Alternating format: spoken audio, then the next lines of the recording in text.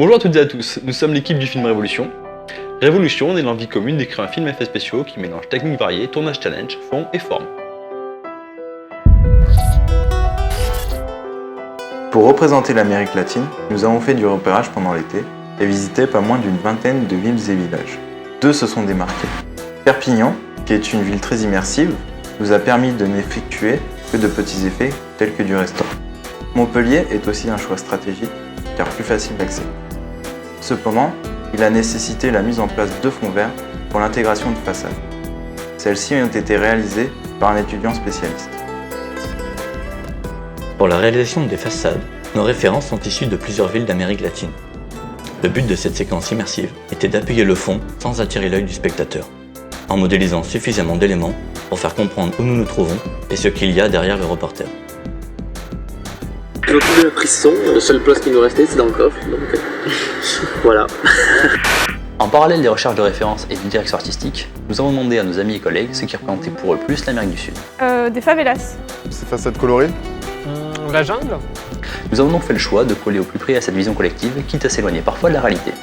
Pour réaliser les environnements de favelas et de jungle, j'ai dans un premier temps réalisé un matte painting que j'ai par la suite projeté en caméra mapping dans Nuke et dans Maya. Différents détails ont été rajoutés en CG ou sur des cards avec des alphas.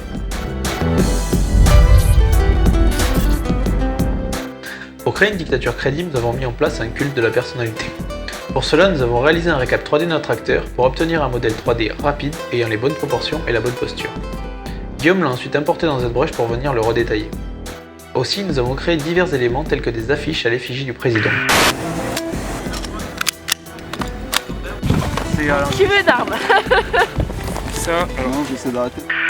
Comme tout régime autoritaire, notre pays ne déroge pas à la règle, et les éléments de contrôle et de répression de la population sont omniprésents. La base militaire et le checkpoint en sont les indicateurs. Ces plans ont été tournés en multipass. Cette technique, qui implique un grand nombre de rushs, nous a obligés à avoir des arborescences nuques optimisées et flexibles. En parallèle, des soldats ont été tournés sur fond vert pour donner de la vie au plan. Nous sommes sur la base militaire de la Latte dans le Var. Comme vous pouvez le voir derrière moi, il s'agit d'un Puma de l'armée de terre française que nous utilisons notamment pour la séquence de dialogue à l'intérieur. Le but c'est quoi? C'est de faire passer l'intérieur de ce Puma pour l'intérieur d'un Black Hawk. Et justement en parallèle, j'ai pris en charge la modélisation du Black Hawk que nous allons utiliser sur plusieurs plans pour des plans extérieurs, notamment sur des plans de survol de jungle. J'ai aussi modélisé le véhicule blindé. Je les ai ensuite texturés, l'un dans Photoshop, l'autre en procédural. Enfin, j'ai lighté et rendu l'intégralité des plans du film. Ok les gars, allez, concentrez, il y a le cap qui est quasiment plein là, allez. Pour réaliser le setup et l'animation, j'ai d'abord étudié la façon dont les véhicules bougeaient en me servant de vidéos de référence qui mettaient en scène les différentes manœuvres présentes dans le film, quitte à exagérer certains aspects de l'animation pour la rendre plus spectaculaire à l'écran qu'elle ne le serait dans la réalité. Le tournage s'est déroulé en 11 jours, dont 2 pour la séquence dans la rue. Le premier était consacré aux soldats et aux reporters, alors que le second se concentrait sur la foule. Au travers de ces scènes, nous voulions immerger le spectateur dans l'action. Le deuxième jour, nous avons eu la chance de travailler avec plus de 70 figurants. Nous les avons filmés en plan serré et en plongée pour donner un effet de masse. Pour créer l'illusion d'une foule, j'ai réalisé un matte painting de vue aérienne dans lequel j'ai intégré des personnages que nous avons filmés. L'équipe de Revolution a eu l'idée d'introduire le film avec un journal télévisé. J'ai utilisé After Effects pour les composants 2D et Nuke pour les composants 3D. Le générique a pour fonction de montrer la localisation des événements du film avec précision, ainsi que de montrer les moyens financiers et technologiques mis en œuvre par le dictateur pour sa propagande. L'équipe Révolution m'a chargé de recréer entièrement l'habillage caméra du journaliste, le tout dans Nuke sous forme de gizmo.